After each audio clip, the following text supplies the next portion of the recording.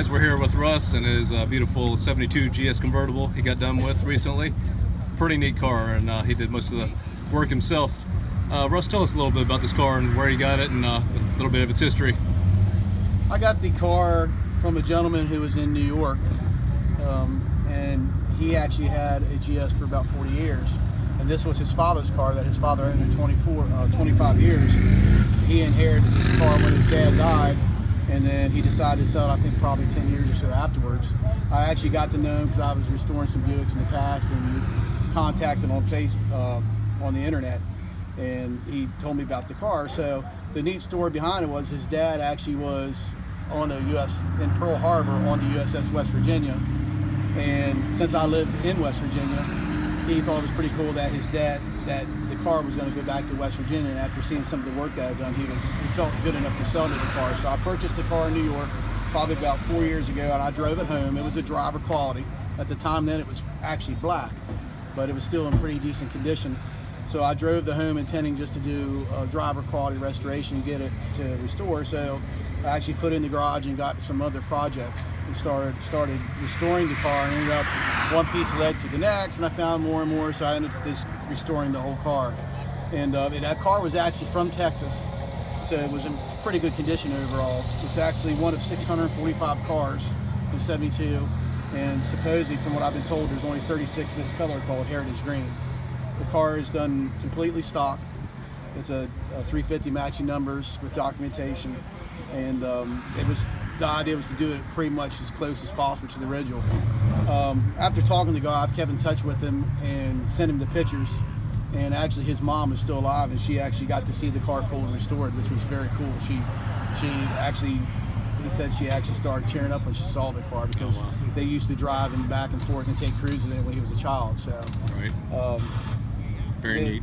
The cars are, very nice riding cars, and they have a unique. Of course, this was the runner-up that competed with the Chevelle and the Oldsmobile, and so it's a pretty unique car, and I was lucky to get a hold of it. They're the kind of things that you kind of once you kind of get into them, people kind of find you, and that was kind of how this car found me. It's like I did a couple of them. They knew it was a Buick guy, and when I was looking for them, they could just kind of show up at your door sometimes. So, right. And what was some of the other Buicks you've had that you've done? I've actually had 3 of the Convertible 72s that I restored, and I actually had a 455 Convertible, and I actually had a 72 Buick GS hardtop that I had for a while, and sold that to a guy in Winchester, and he sold it from that place. But the 71 I never completed. I did I actually bought the car on eBay and ended up really taking a hit on it. And I did a lot of the hard work, and then ended up selling it. And the guy actually restored that car. He owned a body shop in Florida. He actually restored the car, and I actually got to see pictures of it restored after doing the work. And so I've had 3, 4, 5 72s and 1 71. Oh, that's really neat. And one other side note with Russ's story. Tragically, we lost his brother just about 2 years ago, and he also had a Buick. What was that? A 66 Special? 66 Special Deluxe, yeah. It's a really pretty car too, and they've kept it in the family, and I don't think they ever intend on selling that car, because it was Dwayne's baby. Well, actually, it's funny about that. He's the one that got me into these, because I was a big A-body Chevelle lover, and I did the Chevelles, and actually he's the one that got me into the Buicks to begin with. Really? So once I got into them, I just never got out of them. And it's one of those things that you kind of restore them because you love them, because they're not the most, when you put the money into them, they're not some that really bring the value back out, even though they're rare. So it's like he got me kind of hooked on them, and that's how I got into them really. He's like, why aren't you buying them? They're cooler cars. So I got to give him credit to that too, because he's the one that got me into looking at them. So. Right. So this is the GS 350 car, and which transmission is in this? It's a 350. It's a 350 turbo, and of course it's the Buick bolt pattern. It's got a 10-bolt rear with 308 gears in it. 308s. Good highway car. You can have 308s or 342s, and it was only gears the option, and a special order 273. The power disc brakes, air conditioning. It's got a few options, a fold-down bench seat. Interesting thing about these cars is you couldn't get bucket seats in them in 72 in the Buicks.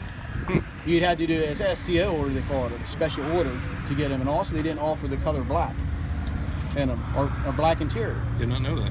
So if you had a black car, it had to be a special order car, and just a Buick line, you could not get bucket seats in just the Buick convertibles.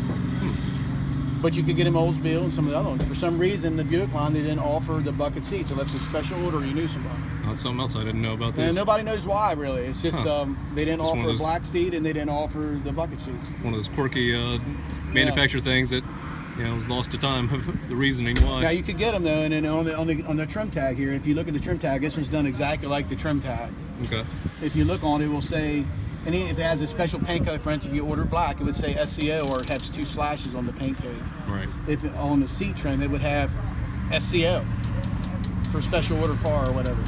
So I've seen a couple with convertible seat, bucket seats, and they are always special order, and 72 only for some reason. So, it's a really neat car, and we appreciate you taking the time to talk to us for a minute about it. I really appreciate you asking me to show you it. It's been a pleasure. Thanks, guys. We'll see you next time.